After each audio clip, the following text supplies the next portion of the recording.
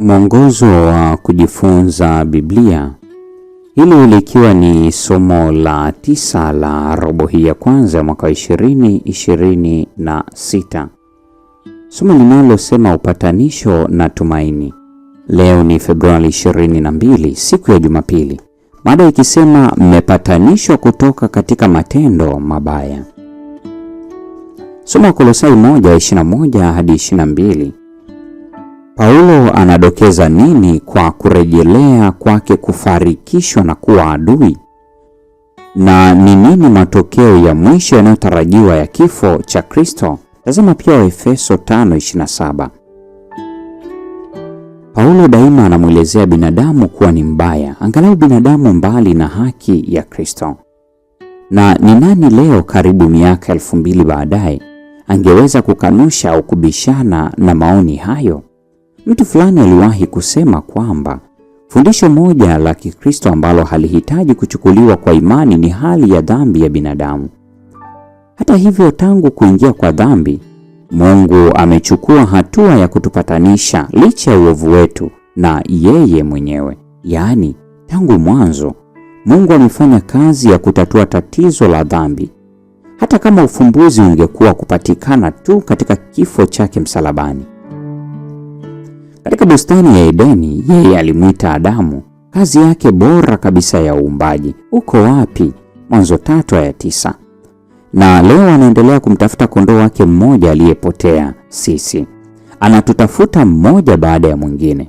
Ana mpango mkamilifu wa kutufikia, akitumia ahadi ya Injili iliyotolewa katika hatua ya Mwanzo sura ile ya 3 aya 15. Akiweka uadui kati yetu na Shetani.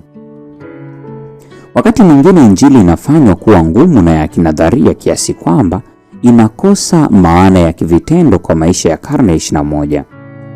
Lakini kwa kweli ni sahili sana na ya moja kwa moja. Injili ina sehemu 3. Sehemu ya kwanza, kwa sababu hatuna uwezo wa kujiokoa, Yesu alikuja na kufa kwa ajili ya dhambi zetu. Tazama Warumi sura ya 5 ya 6 hadi ya 8. Sehemu ya pili, kwa kukubali kifo chake kama chetu kwa njia ya imani, toba na ubatizo, tunahesabiwa haki na kuwekwa huru dhidi ya hukumu ya dhambi. Tazama Warumi 5 ya 9 hadi 11, Warumi 6 ya 6 na ya 7.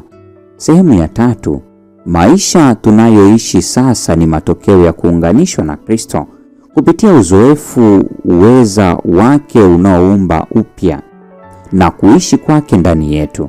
Tazama Wakorintho wa pili sura ya 5 ya 17 hadi 21, Wagalatia sura ya 2 aya ya 20.